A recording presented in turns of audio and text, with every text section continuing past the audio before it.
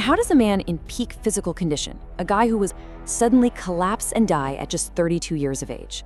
It's a question that has haunted fans, doctors, and his closest friends for decades. In this explainer, we're going to explore the tragic and incredibly sudden passing of Bruce Lee. But we're doing it by anchoring our narrative in the deeply personal memories of his friend, peer, and co-star, Chuck Norris. By looking through the lens of someone who actually traded blows and shared countless hours of training with Lee, we can finally start to separate the cinematic myth from the very mortal reality of what actually happened in the summer of 1973. Section 1.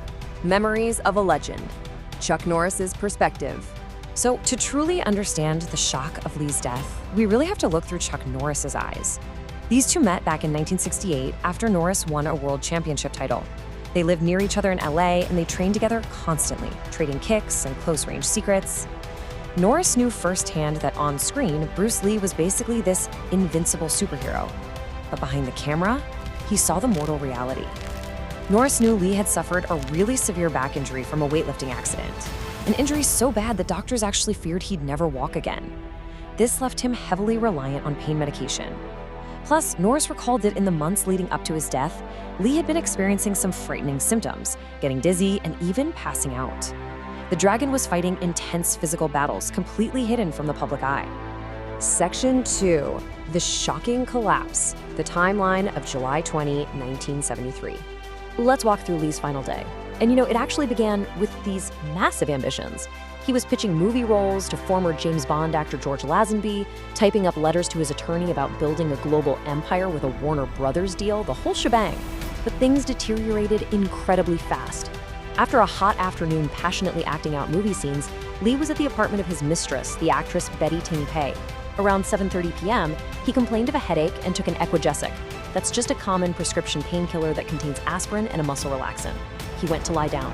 But by 9:30 p.m., he was discovered deeply comatose. Despite desperate resuscitation attempts by a doctor called to the scene, Lee was rushed to Queen Elizabeth Hospital and pronounced dead at 11:30 p.m. A totally mundane headache had escalated into a fatal medical emergency in a matter of hours. Section 3. Norris's Theory and Autopsy. Seeking a medical explanation.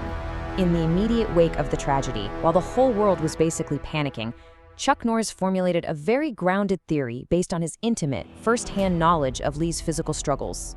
Norris firmly believed that the medication Lee took for his ruptured disc had reacted disastrously with that headache pill he was given, causing a fatal aneurysm. And what's really incredible here is how closely Norris's plain logic aligned with the official 1973 inquest. The coroner ruled it a death by cerebral edema, which is severe swelling of the brain, caused by a hypersensitivity or allergic reaction to that Equagesic painkiller. To put that in perspective, the official brain weight was 1,575 grams, well above the normal 1,400 grams. Norris, relying entirely on his personal memories of his friend's health, hit the nail on the head and was remarkably close to the official medical ruling. Section 4. Cover-ups and conspiracies. The PR disaster.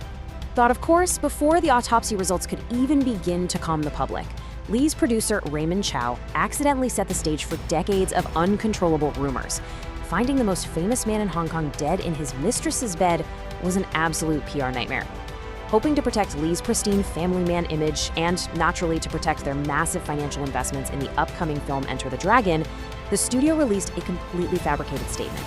They claimed Lee collapsed at home while walking in the garden with his wife. But as you know, reporters are thorough. Within days, an intrepid journalist checked the hospital's ambulance logs, which explicitly proved that ambulance number 40 picked Lee up not from his home, but from Betty Ting Pei's apartment. The cover-up was blown wide open. Once the Hong Kong tabloids, often called the mosquito press, exposed this lie, they went completely wild.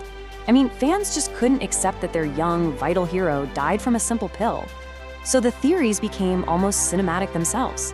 Some even speculated that a jealous kung fu master had struck Lee with dim mak, an ancient mystical touch of death that supposedly causes a delayed fatal reaction in the victim.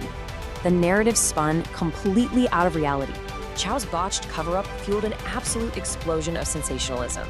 Assassination by the Triad Mafia, Japanese ninjas slipping him poison, a multi-generational family curse, which is a theory that sadly gained a lot more traction 20 years later when his son Brandon died on a movie set.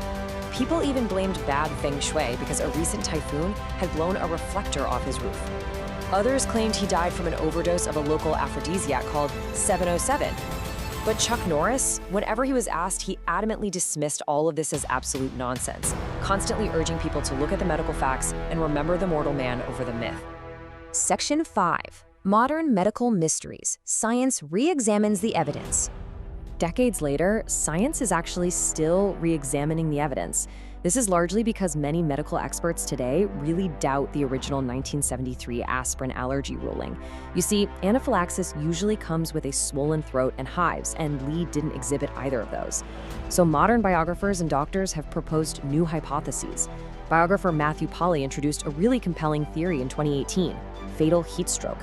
First off, Lee had previously undergone a surgery to remove the sweat glands from his armpits because he thought sweating looked bad on film. That severely reduced his body's ability to cool itself. Second, July 20 was the hottest day of the month in Hong Kong, 90 degrees and 84% humidity. Third, Lee was highly exerted in an un-air-conditioned apartment. This combination perfectly triggers a fatal heat stroke, and a known symptom of that is cerebral edema. And what makes this so convincing is that just 10 weeks prior, Lee had actually collapsed from a heat stroke in a sweltering dubbing room and nearly died of brain swelling right then. Alternatively, there's a fascinating medical paper from 2022 that suggests hyponatremia. This looks directly at Lee's internal systems. Step 1. Lee had an unusually high fluid intake that day, partially driven by cannabis use, which is known to cause severe thirst. Step 2.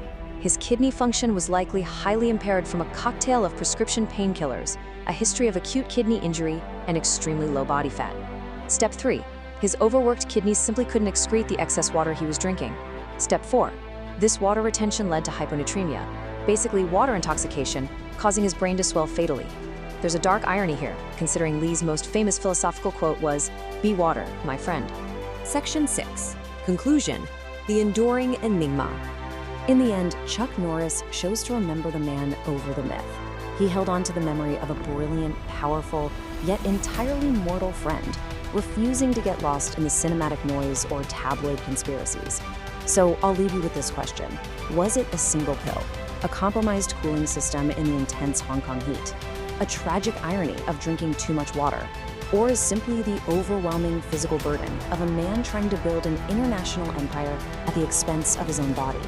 It's a stark reminder for all of us about the very real human cost behind the superhuman images we project and consume. While we might never know the definitive biological trigger, the search for the truth proves one thing for sure. Bruce Lee's legacy is just as powerful today as it was in 1973. Thanks for joining me on this explainer. I'll see you next time. Fiction. Like and subscribe to Fact X Forge for more rare, true, mind-blowing facts.